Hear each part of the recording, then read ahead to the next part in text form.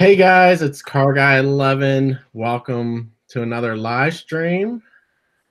This time it's going to be CarGuy11 and friends. I have AutoNut with me tonight because we both just came back from Detroit. So we were attending Detroit Auto Show, of course. So I just want to welcome everybody as you join in. Tonight we're going to do a little fun giveaway. I got this cool carbon fiber wallet from Lexus during the RCF reveal, and one of you can win it tonight. All you have to do, make sure you're subscribed on YouTube, Instagram, and Facebook, and then also be sure to comment. And during the live stream, at some point, I'm gonna give it away. So just be ready for that. Make sure you stay tuned for the whole thing, and one of you guys can get that cool wallet. So, but anyway, as you guys come on, go ahead and say hi, introduce yourselves, tell us where you're watching from as well. That's always fun to hear. And then, of course, chime in on all of your favorites from the show. Give us your opinion on the cars we're talking about. There are several to talk about. Yeah, so we're going to get into it here. How's it going, AutoNut? Doing great. Thanks for having me on. Yeah, and so to start off, what do you think, what did you think of the Detroit Auto Show from a media days perspective?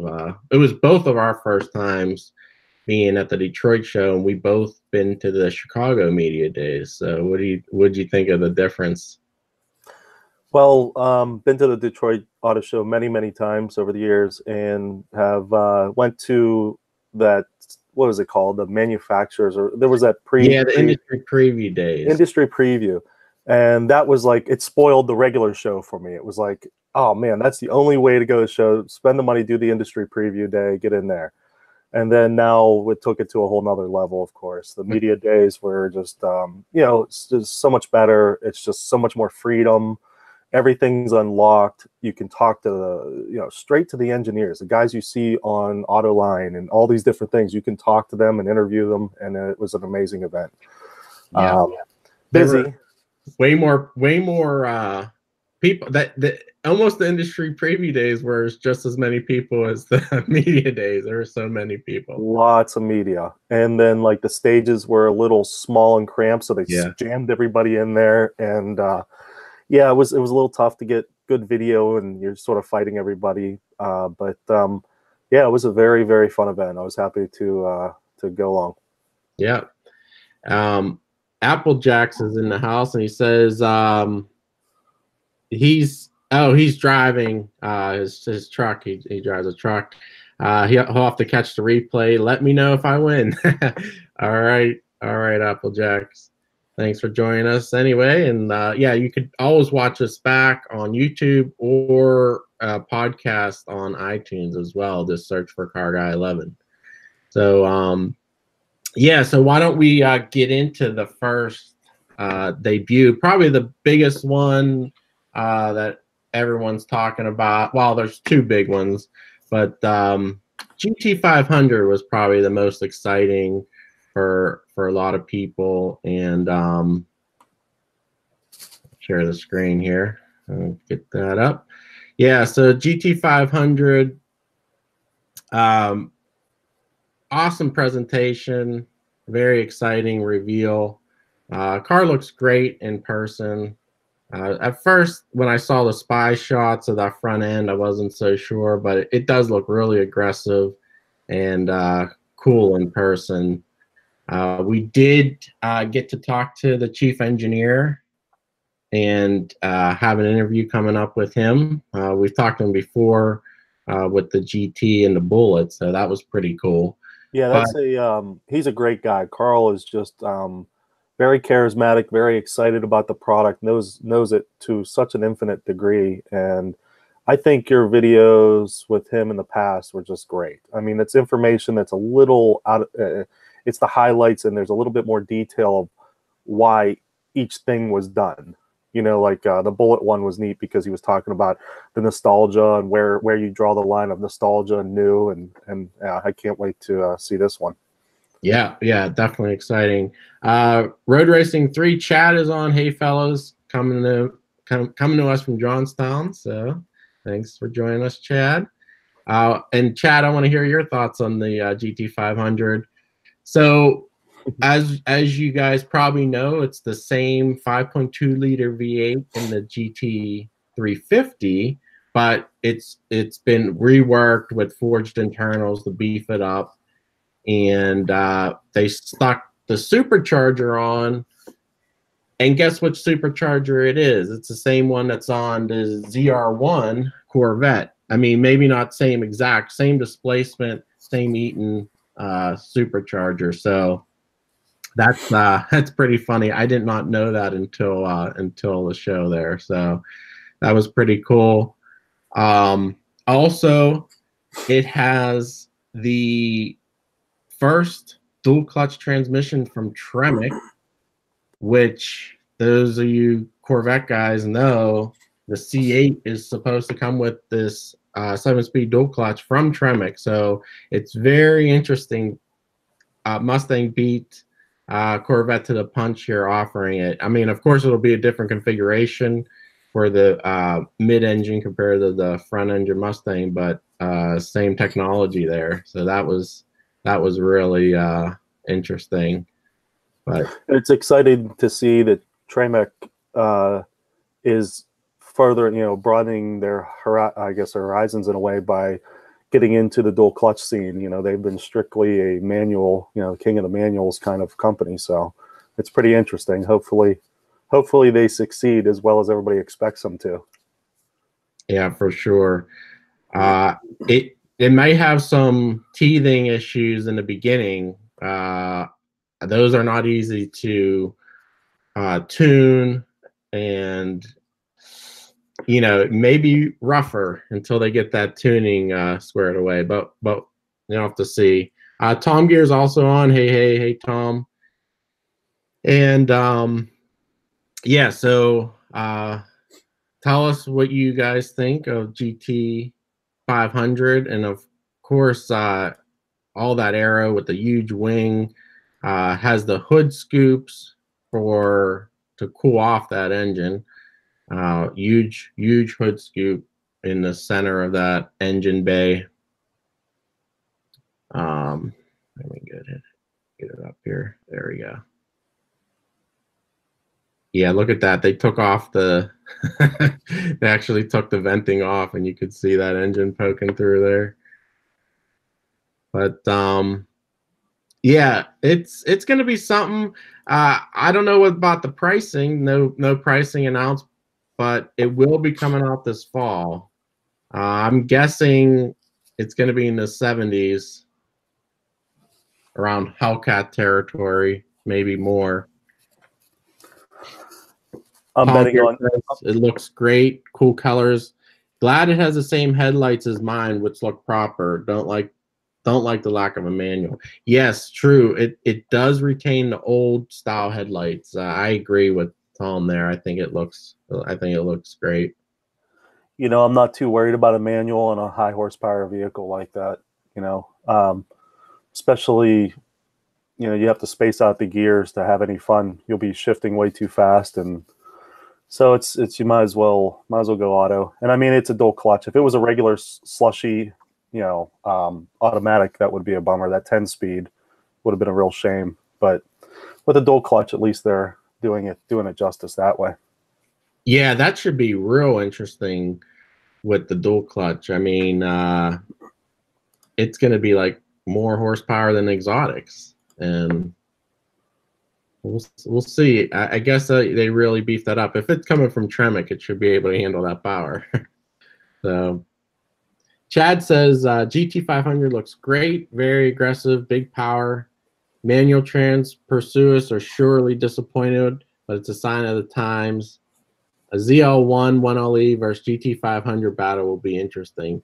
Oh yes, there is going to be a performance package. So basically the 1LE version. So it has the Sport Cup 2s.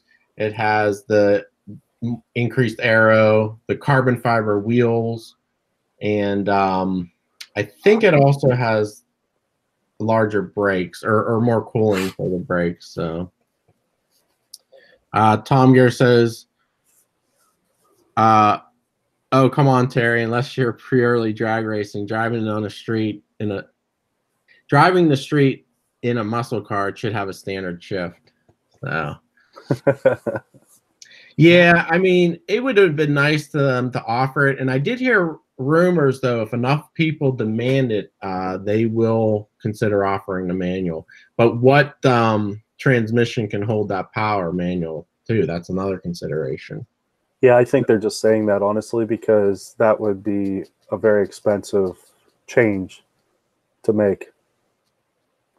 Although the ZR1 does come in a manual with the Tremec 7-speed manual, but Ford has never used that. Well, I don't know if they're allowed to use it or what. So good bit of torque less, though. They usually rate them right at the torque level of that vehicle, so they would definitely have to beef up that particular, and if it's capable of.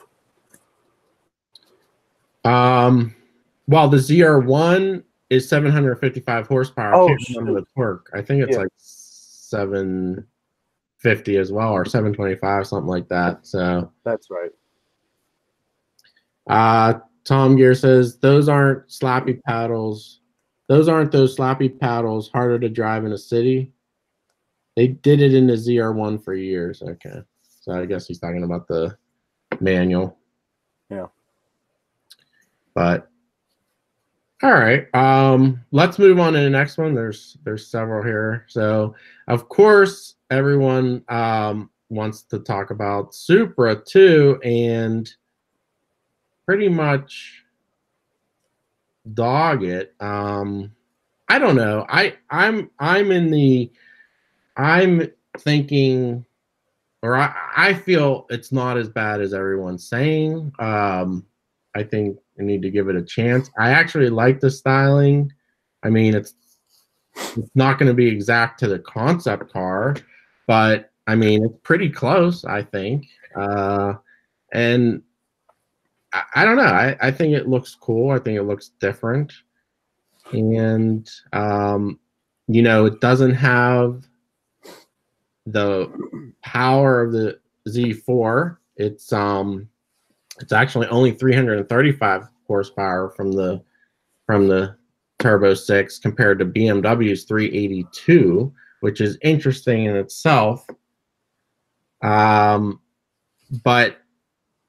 I think there may be some tuning opportunities, or they're leaving room for like a track addition, more power, and possibly maybe even adding a manual transmission. This, of course, has the 8-speed auto. So what do you think of that one, Autonaut? Yeah, I mean, again, I hate using those old iconic names. Excuse me, I'm sick. I'm trying to do my best here, but I hate those when they reuse old iconic names. I mean, how long has it been since the Supra's been out? And you're never going to make everybody happy when you use that name. It would have been fine being called something else. I mean, NSX made the same, Acura made the same mistake with the NSX. People would have liked that car a lot more if it was not an NSX, if it was just the new whatever. And I think, that's going to plague it a little bit, because everybody's going to sit there and compare it to the old Supra, and I think that's just asinine. The car is, now you put that aside, the car is nice. I like it a lot, actually. It's very sharp in person. The lines are really good. I see Tom Gear was talking about how it has all the fake vents, but that's, that's the way they're doing it now. I mean, every car, even Camrys, have all these fake vents all over it. I think it's stupid as heck too, but that's the look, I guess. It's a nice looking car. Plenty of room in it. Looks like it's gonna be well balanced. I was talking to CarGuy about it. The only thing I'm a little concerned with is the power to weight ratio. It's a heavy car for its size, and they didn't really bump up the power enough to compensate. So if you do the calculation, it comes out to like 10.7 pounds per horsepower. And that's not that fast. That's not a sporty car. If it's going to be that kind of weight, you need some horsepower for it for sure. Look who's in this picture real quick. Matt Moran. Oh, yeah. This is on Car Scoop. So. And then going back to the styling, I mean, that integrated wing dovetail or whatever you want to call it, dove or ducktail, I like that. I think it's pretty nice. It's a sharp car all around. Yeah, and I did get to sit in it, and I fit in it well. There's plenty of headroom, plenty of helmet room. Yeah. Do you have a picture of the interior? I want to talk about that really weird feature on the console that just I don't really get. I've been thinking about it for a while. I still don't understand it. It's like they designed it for a right-hand drive almost, and then slapped the left-hand drive. Yeah, let me see. Dashboard. Oh, here we go. There you go. Either of those. That doesn't make it look too bad, but yeah, you can see like that the connection from the console to the dashboard. Yeah. It has that. And if you go from like, if you can find like a side view a little, it's pretty bad. It's way up there. I mean, as soon as I was getting into it, I looked at that. I was like, what the heck's that all about? I mean, that's strange. Not that that matters that much, but it's just, it seems like an afterthought. It's like, okay, here's left-hand drive. Yeah, that's probably exactly what it is, honestly, since it's a world car. Got some comments here. Tom Gear says, worried about the maintenance on that car. Well, Terry, you know BMW maintenance, so it'll be the same. Yeah. Yeah. You know, that would be very interesting if they share the same maintenance log. You know, you would assume they would, right? But yeah, same engine. So. But this is boosted way less. So yes. Yeah. Road Racing says Supra compared to the FT1 concept fail. Well, yeah, I get that, but no car looks like the concept. 6 fake fence, 51 grand. What are the potential buyers cross shopping? I like some of it, but I like other Toyota designs. Lots of disconnected body lines. I think the disconnected body lines, it looks worse in pictures. It doesn't look bad inside. It flows pretty nice, I think. I mean, I know what you mean, like the door comes up and then just stops, but it still has a fold that doesn't really show up on the pictures, I think. The other thing I want to talk about that real quick, that was a good comment, was the price point.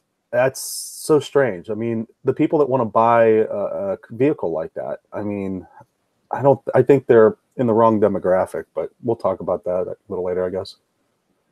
I mean, the thing is, though, everything is getting very pricey. Mustangs are in the 50s. This is, you know, not as powerful as a Mustang, of course, but it's still, you know, 4.10 to 60. It's fast. I mean, it's a fast car still. But, you know, there was an unnamed engineer from Corvette that sort of said, well, a couple $1,000 more and you get a real sports car. Yes, that's true. But for how long? Sure.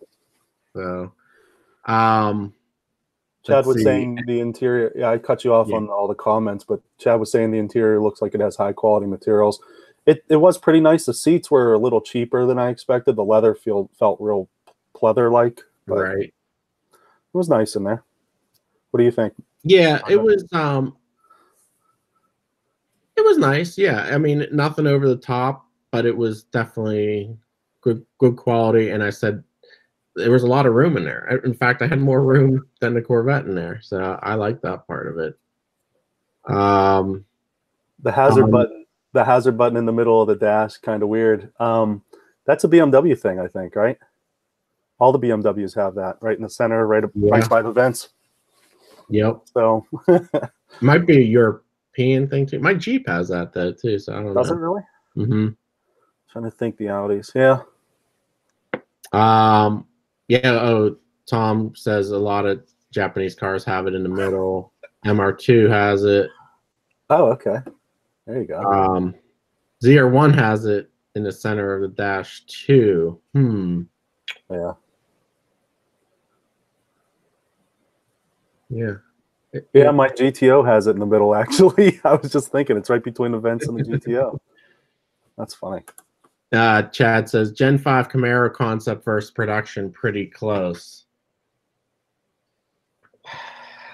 I don't remember the concept, actually. The Bumblebee? Yeah. Of course, Gen 5 and Gen 6 are pretty close, too.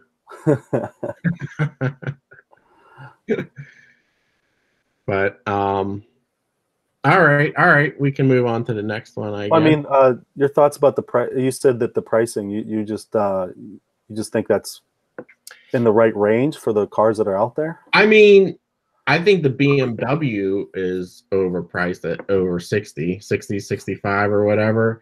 Sure. In 40 to 50, I mean, it's a little bit, but I don't think it's totally out of line. Like if you're comparing it to a BRZ, which is like 30 though. Yeah, it's like 30 grand. That's a lot of difference. But this is a lot more power.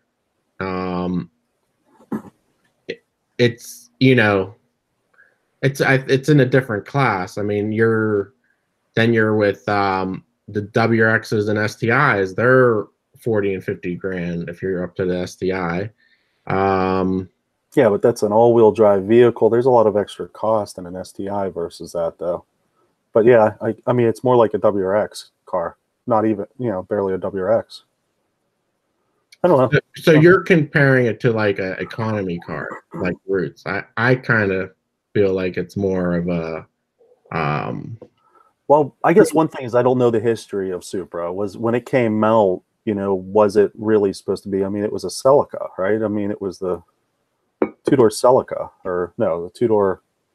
I don't know the history well enough, but I never thought it was a little bit of a premium vehicle in their line. It was supposed to be just a sports car. I'm just saying now, like you can't really compare like an economy car that's souped up to that car. I think that car is starts off as a premium car. Like like the Impreza. It's not an Impreza that became a WRX or an STI. Oh, that's a good point. Yeah. So, and it's not a Focus that turned into a RS and stuff like that. Yeah.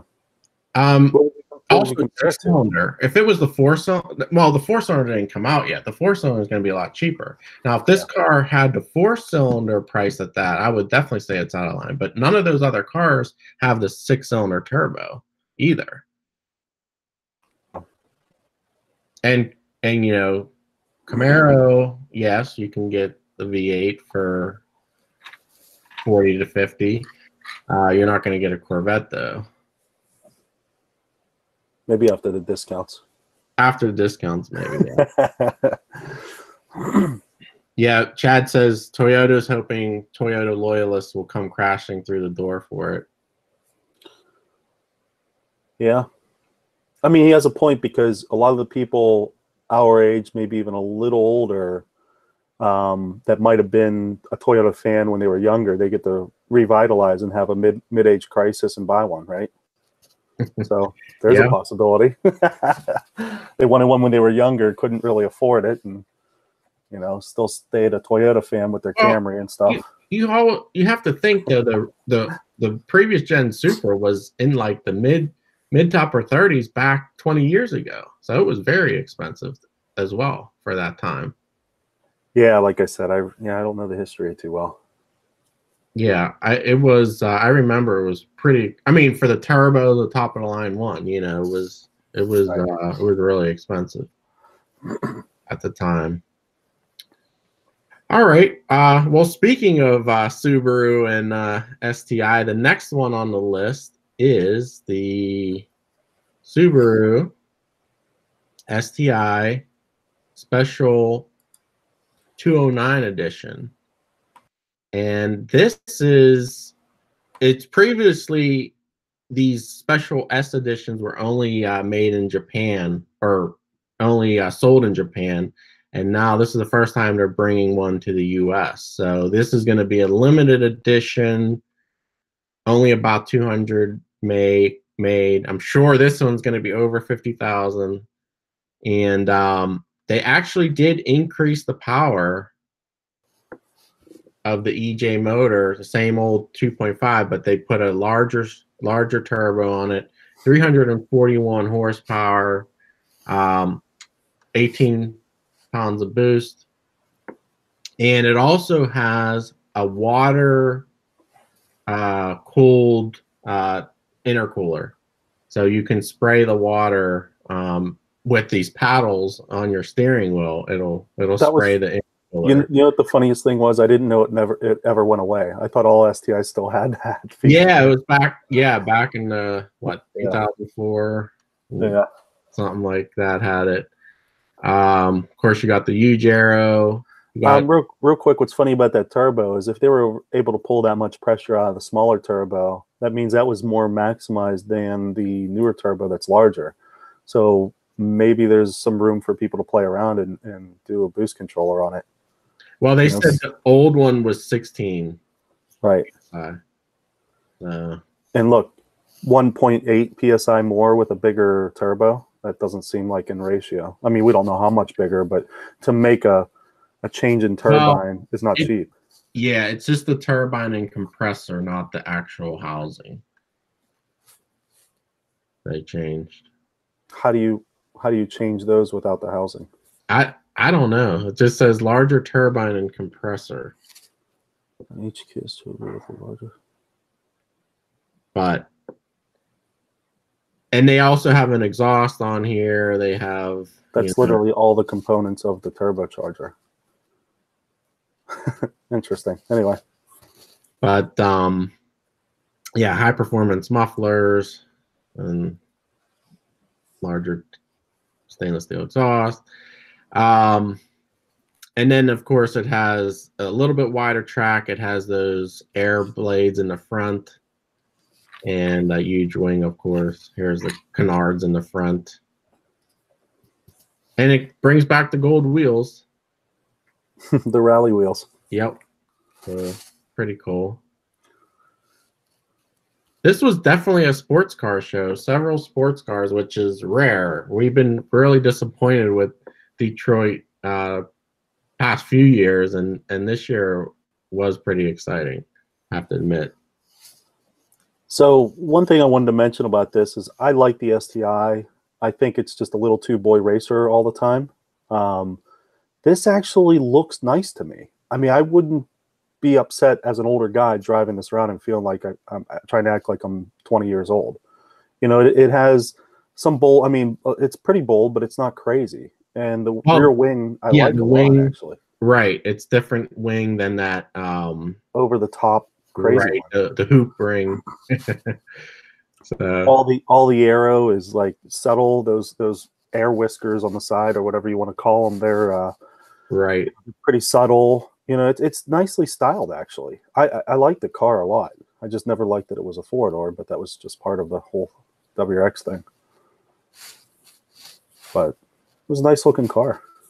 It's just weird the way they presented if you watch the videos, our videos on the Reveal, it was like they were talking about like the S finally comes to the US and it's finally being here, and it's like they're only making like 200 of them. It's sort of strange. It's not like it's really here. You know, it's yeah, they're gonna be really limited, and I think not on sale. And it's almost a year away too, so it's gonna be a little while. I guess we don't have any STI fans on here. No comments about it. What do you guys think? And don't forget, I am going to be giving away this carbon fiber wallet, so definitely stay tuned for that. You have to comment. Yep, definitely comment. And actually, the next one I want to talk about is the Lexus Rcf. So let me bring that one up. This was another pretty cool presentation. Toyota had two big presentations, Supra and Lexus. They used the same stage, actually. It was kind of funny, but I guess they have to with the limited real estate in Cobo Center there. Applejack says my phone is hanging in there. I'm still here. Great show so far. Thanks, man. Thanks, man. Be safe out there. All right. So the next one is the new Lexus Rcf Track Edition, and they did refresh the whole RC line for 2020, but this model is new and it's going to be a limited edition again, track edition. It has carbon fiber hood, carbon fiber roof. Of course, you saw the large rear wing, and it has a little power increase. I think only like 5 horsepower. Has the huge brakes. I don't know if they're carbon. I don't think they're carbon fiber, carbon ceramics. Let me see if it says in here, but it has it's lowered, and yeah, it doesn't say if they're carbon ceramic. I can't remember. I don't know if you saw those Autonut on there. No, I want to say they were carbon ceramic, but I don't know for sure. Okay. Oh, and it does come with the Michelin. So the picture looks like a steel rotor to me. Yeah, it does look like a steel rotor. And it comes with these two exclusive colors. And God, these grills. Oh, I hate these grills on all the Lexuses. I mean, it's on every model of theirs. Oh, SUV, yeah. Everything. This is one. It comes with this titanium exhaust. See, they're blue here. That was pretty cool. Factory. And yep, carbon fiber wing, carbon fiber diffusers. Pretty cool. But again, it's going to be limited edition, auto only. Lots of money. Lots of money. Yeah. Yeah. But it has a naturally aspirated V8. Lots of power too. What, 470 something, 472 or something like that? Yep. Out of a 5-liter NA. That's pretty crazy. That's 5-liter, right? 5-liter, yep. Sounds good. Yeah. Yeah, it's pretty neat. And, you know, they're known for being fairly dependable too, right? Yeah, in fact, I know somebody that races at Pit Race. It's not an RC. I guess it's the previous generation. But he has it all done up, and he races it all the time. So, all right. We can move on to the next one. Oh, so now we kind of get into some of the other cars, not all the some of the more mainstream cars, but this is kind of interesting. A Chinese company had a press conference. First time seeing a Chinese press conference, and I believe it was the first time they presented at Detroit. You know, it's funny. They said something about being there 5 times, though. Remember at the beginning? I don't know what they meant by that. I think they were only out in the front, which really doesn't count. Too. I think so too. Oh, it cut off. Me? Yep, it cut off. But now it's back. It's back. Okay. I think they were counting the front when they were up in front, and they had sort of a small little booth or something. But I don't know. I don't remember. Oh, it's out again. Wonder why. I don't know. But anyway, they did show this concept vehicle. They expect to be selling cars here in 2020, 2021 time frame. They had so many vehicles though. It was kind of hilarious, like so many models. So I don't know. And one thing I have to say is I went into one of them and you could definitely smell it's Chinese. You can smell the cheap plastics and stuff. So that was pretty funny, but I don't know. I don't know how well they'll do. I don't know how well people trust the Chinese brand right off the bat, but that's what the Koreans did and the Japanese did. And eventually they gained market share. So Tom Gear says, seriously though, when I was in China last year, there were so many cars that were knockoffs. Yeah, this is called GAC. So I don't know if you saw GAC Motor. Oh, and speaking of knockoffs, Tom, here's the Mahindra, the wannabe Jeep Wrangler, and this was actually FCA was suing them, but they actually won. FCA won, or FCA lost, and they are allowed to keep their grill the same and everything. But this is this is pretty funny. And Tom Gear says, yeah, he's seen them. They're junk. Chad says knockoffs like in Grand Theft Auto. But anyway, Tom Gear, I know you were looking at this. Why does Tom feel that they're junk? I'm surprised, actually. Because, I mean, they're literally like spitting images of like the old CJs. It was hard to tell the difference. Oh, I'm thinking he's talking about GAC, not this, but because I know, yeah, this is a diesel only, and it's off-road only. You can't drive these on the road, no airbags or anything, and they're very expensive though. They're like 16 grand. Yeah, they start at 16 grand, and goes up from there. So. I think their justification is the side-by-sides. They're right up in their price. Yeah. I think that's the only way they're justifying it. Wish they could make them road legal. Yeah, I guess they would need an airbag and all the safety stuff. So they're not going to do that.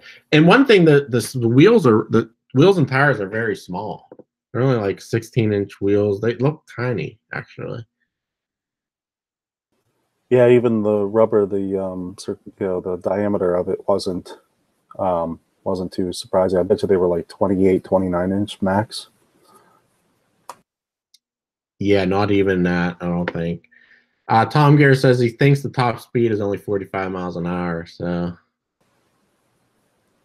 you don't want to go much faster than that anyway.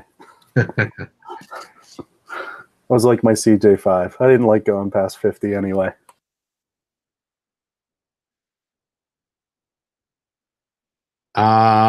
Okay, Zach joined us, and he says he ordered a 2019 C7 Z51 for NCM delivery. Last chance for manual trans given the C8 interior pics.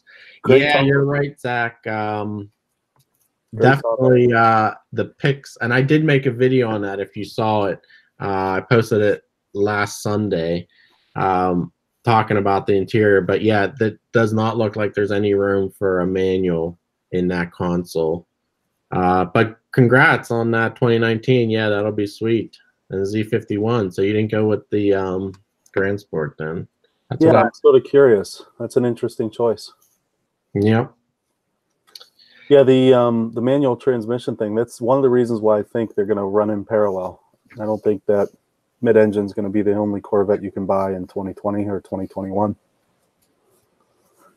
That's my prediction. We'll see. So why don't we tell them who we ran into? Audernut and I were just walking down the aisle, and I see Harlan Charles, who's on the Corvette design team, walking down by himself. So I was like, hey Harlan. How you doing? And yeah, so we talked to him. Of course, he couldn't talk about the C8, but we ended up talking to him about other cars and other styling and stuff. So it was pretty cool. So yeah, very, very nice guy. funny demeanor, just real calm. And Yep. yeah, it was neat to hear his opinion about other vehicles, right? Absolutely, and he was asking us what we thought of the Mustang and stuff like that, and Supra and all that. I think it's appropriate. The one thing he said, I don't think this is a problem mentioning, but he sort of was really questioning the little dial in the GT500. He's like, Yeah. "Oh, that's really interesting. They went with that." And when people say interesting in that tone, it was like his polite way of saying that was pretty stupid looking. But I agree. I do not like the dials on any car. And Dodge, the Ram uses it. Ford was using it in the Fusion, and now they're moved to the Mustang. I don't like it at all. I don't. Yeah, get rid of that damn dial. I don't know. Well, my question to you: what would you prefer then at that point? Obviously, the lever's gone. You got to move past that. I want the lever, even if it's electronic lever. If I can have that, maybe the button, because it seemed like it'd be faster to push a button than to have to, turn a knob. You don't know what way to turn it and how far to turn it. I don't know. I want the buttons for sure. If I have to get rid of the lever, which is fine, the buttons. When you go to park, you just hit a button. Your park. It's a more comfortable feeling instead of turning it down. I told you, car guy, when I was looking at a Grand Cherokee, and the sales guy got out of the Grand Cherokee, accidentally left it in drive, and it started walking away on him, and he had to jump back in to turn it to park. I mean, it's not a natural feeling. Right. So. Okay, let's talk about another SUV. So Zach got a torch red. That was his color. Oh, sweet. Very nice. So the Explorer was brought out just before the show, actually right before the last live stream. But the ST version they showed at the show, and again, I think Ford's press conference was awesome. I think that was probably the best one. I mean, they showed a lot. The police version, the hybrid version. The police version was pretty cool. That was neat. ST version. The ST is going to have 400 horsepower from a 3-liter EcoBoost. They took the 3.5 away, unfortunately, but this is actually making more horsepower and torque than the old 3.5. So they probably boosted that thing pretty high. And what would be interesting is to see what the cop car keeps. You know what I mean? If they said the cop car is going to have the hybrid powertrain, and I think just the base V6. And I think that would be interesting. Yeah, because good. Sorry. Go ahead. Because the hybrid is an option, obviously, but what's that base V6 going to be? I have a weird feeling they're going to keep the 3.5 for the cop cars, like the Chargers do. They keep the old 5.7 Hemis. Right. I'm sort of curious what that base V6 is going to be. But the regular Explorer comes with the 4-cylinder EcoBoost. Then it has the hybrid and 3-liter. I think there's another tune in a non-ST. I think you can still get the 3-liter EcoBoost. I'm not sure the horsepower, but anyway, that's what the sports cars from Ford are going to be now, since they're getting away from cars. They're going to make an ST version of all their SUVs. But anyway, the new Explorer is nice. I like it. I'm glad they went back to rear-wheel drive based. Yeah. And that cutaway was awesome. Did you do a video on? Are you going to do a video on the cutaway? It was really crowded. It was so crowded, and I did not. Well, I guess we could talk about it a little bit. One thing that you pointed out, and I was amazed too, was the rear end was just giant pumpkin. I mean, it was like this super. It didn't even look like it looked bigger than the 8.8. I mean, it was so huge. Yeah, I was asking you about, like, what the hell rear end is that? Yeah. No, it still had similar shape as the 8.8, but a lot bigger. The only thing I can think of is because of it being aluminum. that they had to really increase its size, but it still had like the bolt pattern of the old 8.8.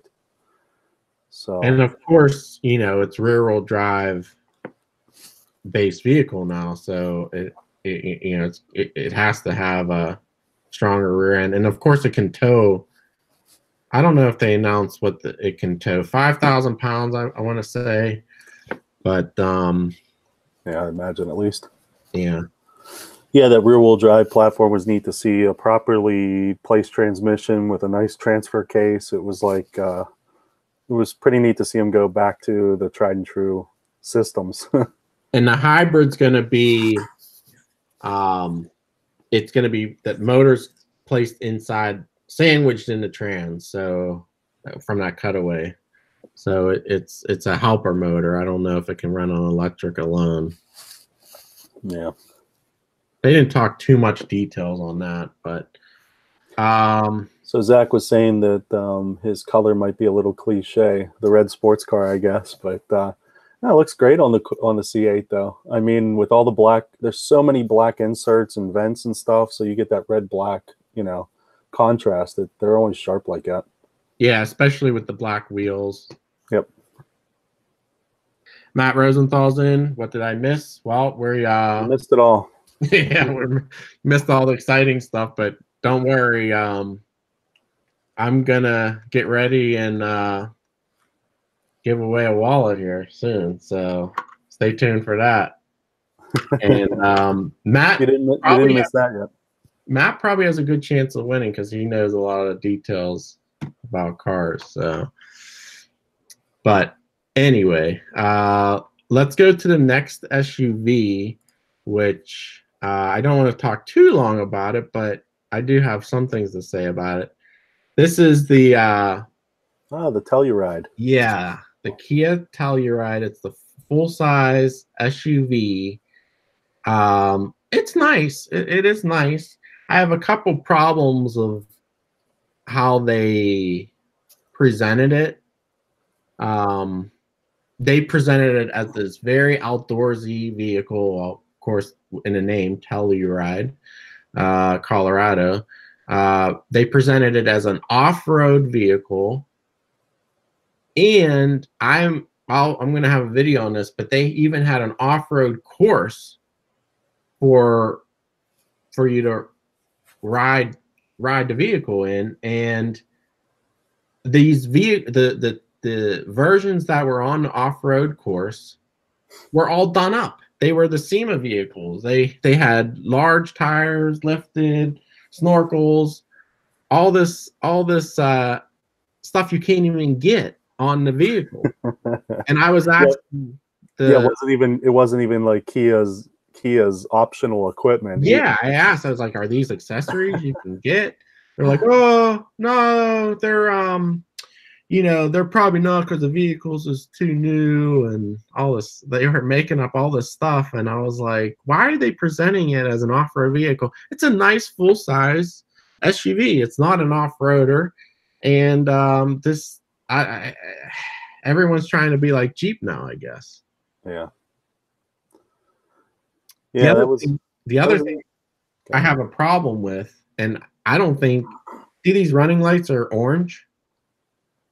Is that legal? Yeah. I don't think in the US you can have, because it interferes with the turn signal.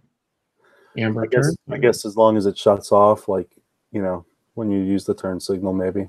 But yeah, I thought amber was specific for the turn signals only, but I guess we'll find out. Yeah, that may change them to white before it hits market. And this is a little bit of ways away yet too. Probably towards the summer, I guess.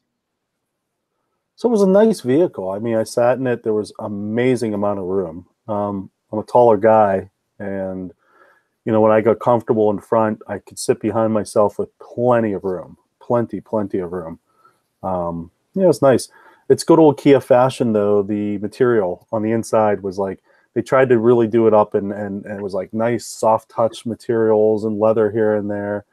But then they would totally negate that with like hard plastic all over here. It was just a real mix match interior. It was strange.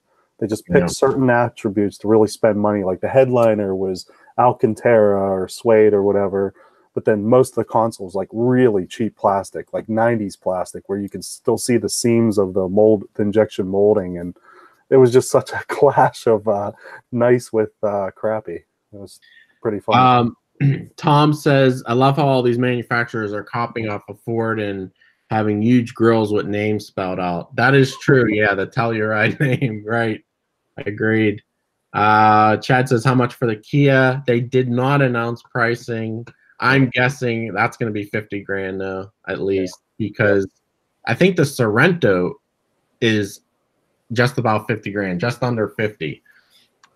So I got to give them credit for actually still using names. Kia's still using names and for their vehicles. You know, they're not jumping on the bandwagon of nomenclatures and things like that. So it was neat, the history and why they picked that name. That was pretty fun. All right. I'm going to move on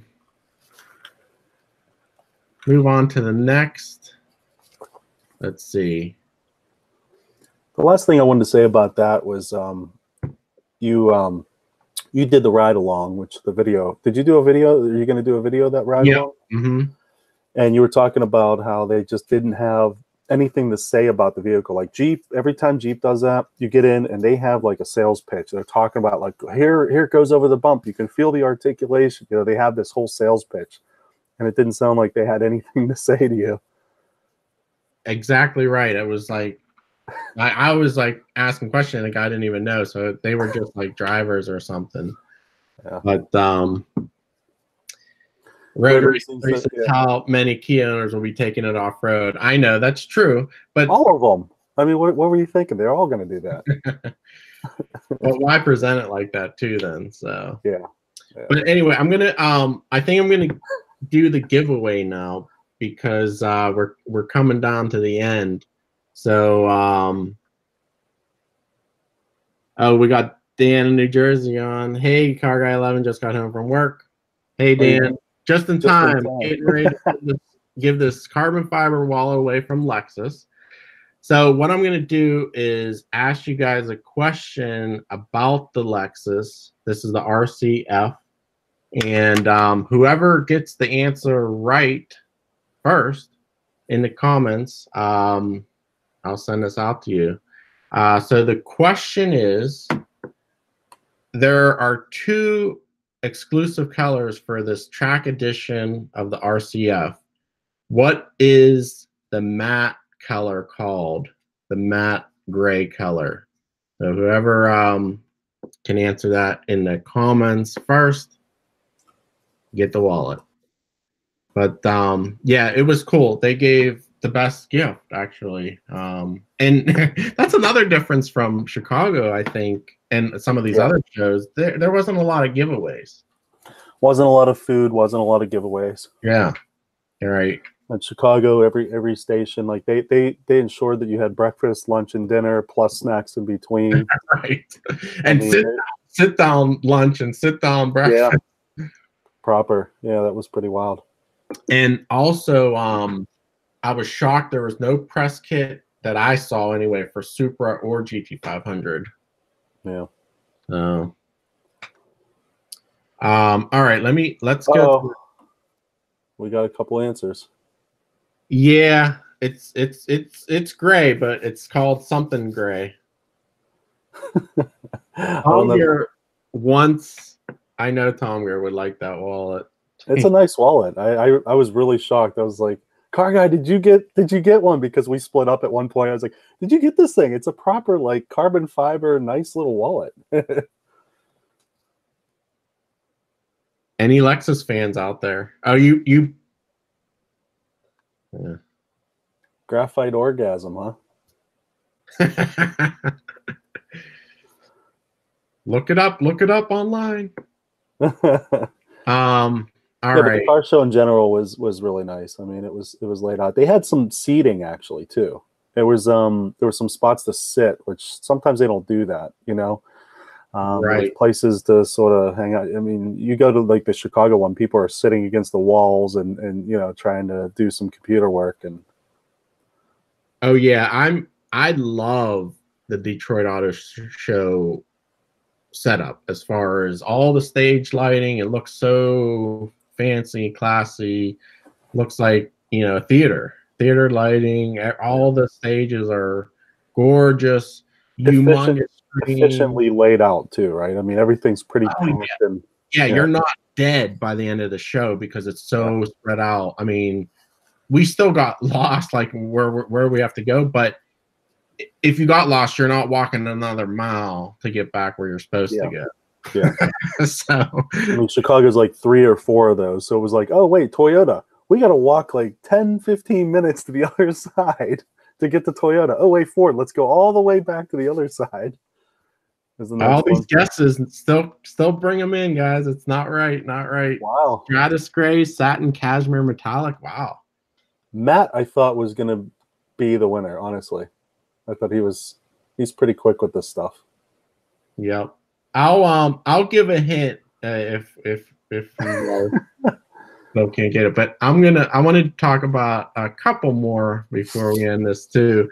So Cadillac had a little bit of a private event the night before the show, and they introduced, well, nothing too exciting, XT6 3-row crossover. I don't necessarily want to talk about that one because CarGuy, do you want to put it on there in case somebody joins as a post? Do you want to put the question up as a post? Oh, can you post that? What do you mean? In the chat? Yeah. It's up to you. Matt says he's mildly cheating. Chad says, I bet the 2020 show is going to be another level of cool. Maybe it will be like a SEMA show. Ooh. Matt Rosenthal got it right. It's the Nebula Gray. The Matt Nebula Gray. Yes, that is right, Matt. So, I will I'll contact you or contact me. I'll send this out to you for your address. So congratulations, Matt. Congrats, man. Yeah, good job. That was a good question, I guess. That was not very obvious. Well, the funny thing is I showed it because when I did the screen share, yeah, see, Dan, you missed it, but when I did the screen share, it was actually right here, Nebula Gray. Only 2 colors. Yep, 2 exclusive colors. But anyway, I wanted to talk a little bit about the Caddy. I'm not too thrilled with this one. It's a front-wheel drive base. Real quick, Road Racing said that he bets the 2020 show is going to be like SEMA. Oh, yes, right. Wonder why. I mean, what makes you think that, actually? One thing that's nice about the summer show, it's going to be tied with the Detroit Concours thing, like their classic show cars. Okay. I forget what it's called exactly, but that would be cool to go to that event as well. You know, honestly, one thing that always bothered me: who wants to go to Detroit in winter? Yeah, the coldest month of the year, and you know, people, as silly as that sounds, it turns people off. But my thing though is it gave you something to look forward to after the holidays, and when there's nothing going on in the winter. January and February are terrible in the Northeast or North, and you know, it gave you something to talk about, gave you something content, and you know, that part I'm gonna miss because June is busy. But June's busy for car season, race events, you know. So yep. It's also rainy in June usually. I don't know how it is in Detroit, but so who wants to go to Detroit? Period by Dano. Poor Detroit. It's getting better. It used to be a great city. Chad thinks the weather is going to be better. SEMA does a lot of outside stuff. Yeah, they might expand it outside since the convention center is so small, but there's no room outside either, though. So I don't know where. Tom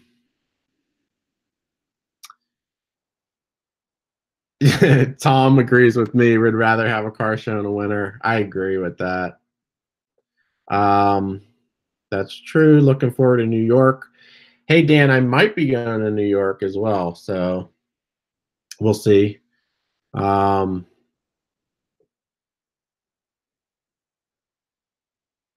Yeah, we can travel to Detroit in a proper sports car now, Tom Gear says. And also we could probably hit up the M1 concourse, the tracks up and Gingerman Raceway. So that's true. They can do a lot more ride-alongs, cool outside events. Hey, that's another thing Chicago had was the test drive. You could do test drives. Detroit did not have that.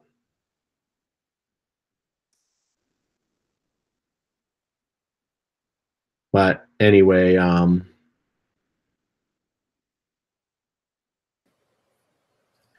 Tom, your did M1 concourse, not very good, he says.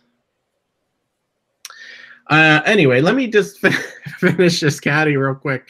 What I wanted to say about it is not so much this new vehicle XT6. What they talked about was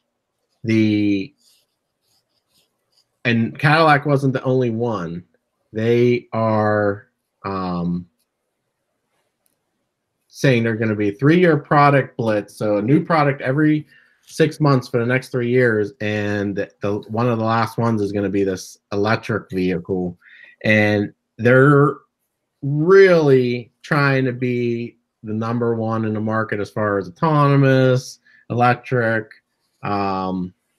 be the Cadillac of old, being the leader in the segment. So, but this wasn't the only one. There was Infiniti, Nissan, I think.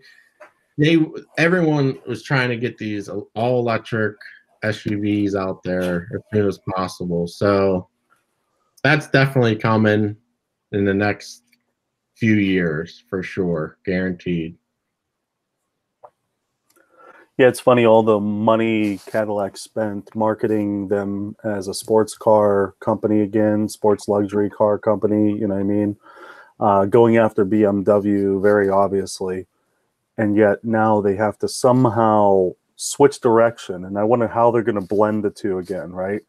It's like now they're just like putting full force into electrification, hybrid, whatever kind of. They got to be like Tesla and have the crazy, ludicrous modes and all that stuff. But so that's a great point. And I wonder, are they just going to cut bait and say, oh, well, it didn't work, and completely switch direction and do luxurious EVs? Or is it going to be still a sport luxury SUV EV? Or, you know, I'm very curious what they're going to do, because they spent a lot of money promoting all those cars, and they're just going to walk away from it, I guess. Yeah, I hope that they keep some of the sedans in there, some of the cars. What was that article I just saw about the CT6? They said it's not going away. Everybody was saying it was done, and then all of a sudden there was an article that said it's not going away in the US. I didn't hear that, but Zach has a comment here. He read that the CT6 is already sold out, and that is the V version with the 4.2 liter dual overcam V8 twin turbo, 550 horsepower. I will have a video on that engine as well. Yeah, I read that article too. That was interesting. Yeah, they were only making like 500 or something. I told that car was going to be, I mentioned it a couple of streams ago, if you wanted that car, you got to order, and it's going to be a collector car, because that's it. I mean, that's probably it for a V with the all gas. Yeah. Yeah, so Tesla's in a lot of competition coming up. I don't know if they're going to survive. Tesla's going to be, I mean, I guess if you're in a Tesla, they're gonna sell them to the Tesla owners, but they're gonna be hurting in a couple years with all these other competition. I mean, right now they're on their own and they still can't barely make money, but I don't know. I think they got to keep innovating or keep their present customers, but I don't know. What do you think? I don't know. You think Tesla will survive with all that competition? No, I think they're going to be done. It's just not a matter of if, it's a matter of when. I mean, thank goodness Tesla did do what they did. I mean, competition's always good. Everybody laughed at them for so long, and then they kept producing, and it's just like, oh wow, they're almost a viable car company at this point. It'll be fun. You know what's really going to be interesting? It took Tesla how long to get to where they are now? It'd be neat to see. It's going to be really fun to see how quickly manufacturers catch up, because they have so much engineering power and so much manufacturing power. I mean, that was the biggest thing that really held Tesla back, is they thought it was so easy to make a car, right? It's like you engineer it, and they wanted to have a electronics savvy vehicle, and then you just put some sheet metal together and then you have a car. And it didn't turn out that way at all. They still can't make panels line up, Right. So it's funny, that's so easy for them. So for the big automotive companies, I can't wait to see how long it takes for them to catch up and surpass Tesla. That'll be fun. Right. And actually, I'm surprised it's taken this long. I mean, well, it's just not a market. I don't think they really tried, right? I think they're trying now. At this point, I think it's very evident that they're trying now. If they were trying in the background, I'm not too sure, but yeah. Chad says, great point, Marco. Caddy, a Tesla fighter. Yep. Zach says, Audi e-tron sedan looks good. Yeah, the Germans are going to be going electric as well. And Dan says, none of these electric models are viable until recharging stations are numerous. And besides that, they got to agree on a standard, because the Tesla stations can only work for Tesla. So probably by design, but yeah, that's smart. What's funny about that is when you buy a Tesla, they give you a little kit, and it has all the adapters that adapt to all the other charging stations out there. But so as a Tesla owner, you can go anywhere, but as a Volt owner or somebody else, you can't. A Bolt owner, you can't charge your stations. You can't charge its Tesla stations. That's pretty clever. Yep. But all right, guys, I think we're going to wrap it up here. We're over an hour, so I appreciate everybody joining in. Autonaut for joining and going with me to Detroit. It was definitely a good experience. Yeah, thanks. I mean, I'm going to be posting some videos on my channel also. Yeah, and actually, you beat us all, and you posted from the show a lot of videos. So definitely check out Autonaut's channel. I'm going to wait and do the walkarounds and edit them a little better, but the walkarounds I think are more worth watching. They'll come later. So, okay. But yeah, look for mine coming up in the next few weeks, and one will be on Saturday for sure. I'm gonna see how many I can get out. I don't want to bombard everybody. I know all the major outlets have already released their videos, so now it's probably better just to instead of seeing the same thing over and over, you'll just see them a little bit later and after you have time to think about it and settle. But yeah, so but anyway, guys, definitely stay tuned. Next week we'll have another CarGuy11 live. We'll see what news comes out this week after the show. Dan says, thanks for the show. Sorry I was late, but enjoyed the live shows. Thanks, Dan. I'm glad you joined us. Zach says, aren't Teslas, at least in Europe, now using the new CCS standard? I'm not sure about what standards they have. That's a great question. But yeah, maybe they do have different there. And obviously their electrical systems are different over there. So yeah, much better. Much more power. So, all right, guys, we'll wrap it up here. Thanks for joining us. You can watch us on podcast or replay. And congrats to Matt for winning the wallet. And I'll be sending him out shortly. So All right, guys, take it easy. See ya. Bye.